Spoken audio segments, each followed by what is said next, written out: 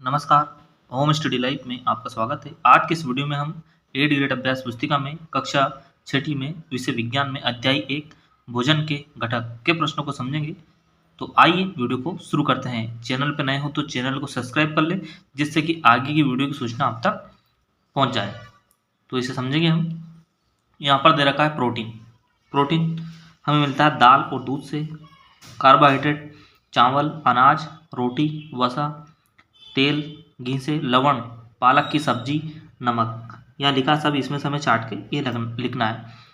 उसके बाद है पानी टमाटर से।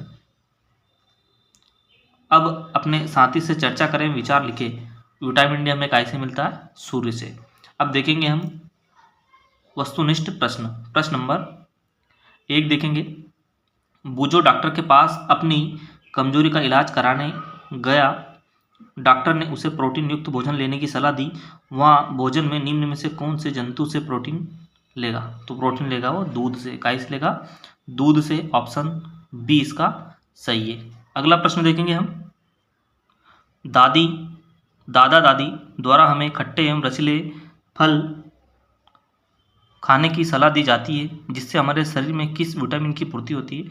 तो विटामिन सी की पूर्ति होती है। ऑप्शन ए इसका सही है। अगला प्रश्न देखेंगे हम। टमाटर, आंवला, पालक, उक्त में से कौन सा पदार्थ आयोडीन के साथ नीला रंग देता है? तो कौन देता है? आलू। ऑप्शन डी वाला सही है।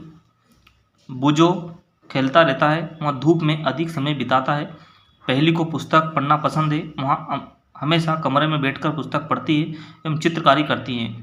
तो उसमें किस विटामिन की कमी हो जाएगी? विटामिन डी की कमी हो जाएगी, क्योंकि सूर्य नहीं मिल रहा है।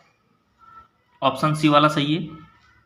आपने देखा होगा कि कुछ व्यक्तियों की गर्दन की ग्रंथि फूल जाती है, जिसके कारण उनके गले में एक मोटी तथा उभरी हुई आकृति दिखाई देती है। इस प्रकार का रोग जिस पोषक तत्व की कमी के कारण होता है, उसका नाम रोग के नाम का सही युग्म आयोडीन घेंगा रोग। ऑप्शन डी वाला सही है।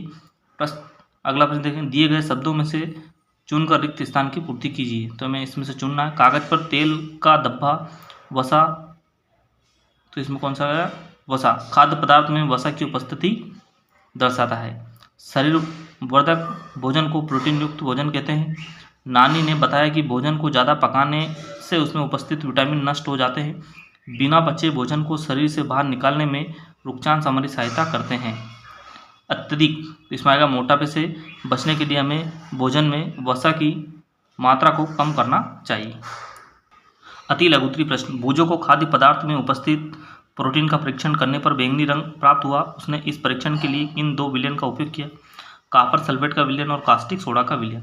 ये पूरा चित्र बने हुए। तो इस चित्र में हमने सब लिखा है। ये तोर दाल है, ये मूंग है, ये राजमा है, ये सोयाबीन है, ये मटर है, ये चना है, ये मांस है, ये घी, ये दूध, बटर, क्रीम, अंडे, मछली। इस प्रकार ये चित्र में से हमने नाम लिखे इनके। तो दिए गए चित्र का अवलोकन कर प्रोटीन के पादप स्तोत्र में जंतु स्रोत के नाम लिखिए। तो पादप स्रोत कौन से? इन चित्रों में देखकर राजमा, चना, मूंग दाल, तूर दाल, सोयाबीन, मटर आदि। जंतु स्रोत मांस, मछली, अंडे, घी, दूध, मक्खन, क्रीम आदि, जो कि हमें जंतु से प्राप्त होते हैं। प्रश्न 4। ऐसे 2 पोषक तत्वों के नाम लिखिए जो हमें स्वस्थ रखने एवं रोगों से लड़ने में सहायता करते हैं। प्रोटीन और विटामिन। प्रश्न नंबर 5 देखेंगे। किसी कागज पर तेल की बूंद गिर जाने पर धब्बा क्यों बन जाता है? इस धब्बे से होकर आने वाला प्रकाश कैसा? तेल में उपस्थित वसा के कारण धब्बा बन जाता है। धब्बों से होकर आने वाला प्रकाश धुंधला दिखाई देता है। प्रश्न 6। चित्र में दिए गए खाद्य सामग्री को उनके पोषक तत्वों के आधार पर नीचे दी गई तालिका में लिखिए। कार्बोहाइड्रेट हमें मिलता है दाल, चना। प्रोटीन दूध से, वसा, घी, दूध, मक्खन। विटामिन संतरा, दूध, चना। खनिज लवण दूध, पालक, चना, दाल। ठीक है। प्रश्न 7वां लघुत्तरी प्रश्न। विटामिन सी के कोई 2 स्रोत को चित्र बनाकर उनके नाम लिखिए। तो यहाँ पर टमाटर और संतरा, इधर आप टमाटर का चित्र बनाना और यहाँ पर संतरा का चित्र बनाना। प्रश्न 8 देखेंगे। पोषक तत्वों के अलावा हमारे शरीर को जल तथा हारी रेशो रुकचांस की आवश्यकता होती है। इनकी पूर्ति मुख्यतः उत्पादों से होती है। इसके आधार पर निम्न प्रश्नों के उत्तर दीजिए।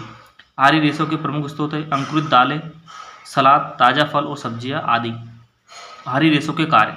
हारी रेशों का मुख्य कार्य बिना पचे भोजन को शरीर से बाहर निकालना। प्रश्न नंबर 9। पहली की मां ने भिंडी बनाई जो स्वादिष्ट थी। उन्होंने भिंडी को काटने के बाद धोया एवं पकाने के लिए बहुत अधिक तेल व मसाले का उपयोग किया। आपके अनुसार खाना बनाने का सही तरीका क्या होगा। तो हमारे अनुसार भिंडी को काटने से पहले धोना चाहिए और उसमें संतुलित मात्रा में तेल व मसालों का प्रयोग करना चाहिए। प्रश्न 10, शरीर की वृद्धि एवं अच्छे स्वास्थ्य को बनाए रखने के लिए हमें संतुलित आहार की आवश्यकता होती है। क्या कोई व्यक्ति अल्प व्यय में भी संतुलित आहार ले सकता है? हाँ, कोई भी व्यक्ति अल्प व्यय में भी संतुलित आहार ले सकता है, जैसे मूंगफली, सोयाबीन, दालें, अंकुरित बीज, केला, पालक, गुड़, सब्जियां तथा इस प्रकार अन्य भोजन ग्रहण करके ले सकता है। प्रश्न नंबर 11, बुजो ने सोचा कि हर समय वसायुक्त खाना ही सर्वोत्तम भोजन है। क्या बुजो की यहाँ सोच सही है? नहीं, इस प्रकार के भोजन से हमारे शरीर में वसा जमा हो जाती है जो नुकसानदायक है।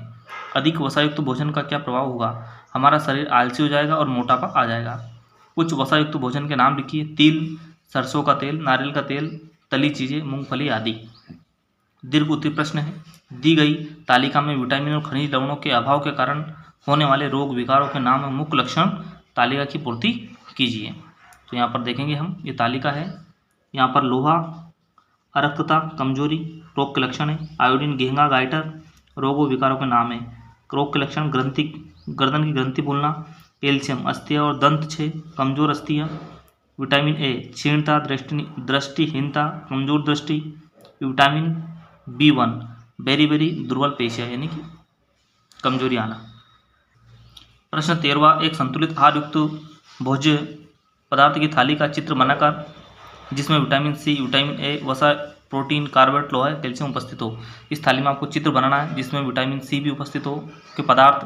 विटामिन से हमें कैल्शियम मिलता है जैसे कि संतरा से, नींबू से। विटामिन हमें गाजर से मिलता है। इनके सबके आपको चित्र बनाना है इस थाली में। चित्र को देखकर बताएं कि व्यक्ति किस रोग से ग्रसित है। डॉक्टर उसे भोजन में कौन से पोषक तत्व लेने की सलाह देंगे। चित्र है, रोग का नाम है क्षीणता, दृष्टिहीनता, मछली और गाजर खाने की सलाह देंगे। घेंगा, गाइटर, आयोडीन का उपयोग करने के बोलेंगे डॉक्टर। रेक्टेस, विटामिन डी और सूर्य की किरण की बोलेंगे इसके लिए डॉक्टर। मोटापा, वसायुक्त भोजन का सेवन कम करना है। ये अस्थियां क्षय, नींबू, संतरा, हरी सब्जियां इसकी बोलेंगे। प्रोजेक्ट कार्य 1, विभिन्न प्रकार के भोज्य पदार्थों की सूची बनाकर उनके पोषक तत्वों को सारणी अनुसार लिखिए। भोज्य पदार्थों के नाम, उपलब्ध पोषक तत्व, वसा, कार्बोहाइड्रेट, प्रोटीन, खनिज पदार्थ। चावल, आलू, कार्बोहाइड्रेट, मटर, सोयाबीन में प्रोटीन है। दूध, घी, तेल, वसा, अंडा और मांस में प्रोटीन। नमक, मछली में खनिज पदार्थ। उबला अंडा, प्रोटीन। नींबू फल, विटामिन। उबली दाल, प्रोटीन। चावल चूर्ण, कार्बोहाइड्रेट। मूंगफली, वसा। प्रोजेक्ट कार्य 2, प्रोटीन में भोजन में प्रोटीन के कोई 4 पादप स्तरों, कोई 4 जंतु स्तरों के नाम लिखिए। दिए गए स्थानों पर उनके चित्र चिपकाए। चना, यहाँ पर आपको चित्र चिपकाना है। आपके पास चित्र है। दूध, इधर भी दूध। राजमा, मांस, गेहूं, दाल, अंडा और ये मछली। तो आपको ये चित्र चिपकाना है। तो वीडियो कैसी लगी हमें कमेंट्स करके बताएं। तो वीडियो को लाइक और चैनल को सब्सक्राइब जरूर करें। मिलते हैं अगले वीडियो में, जब तक के लिए जय हिंद।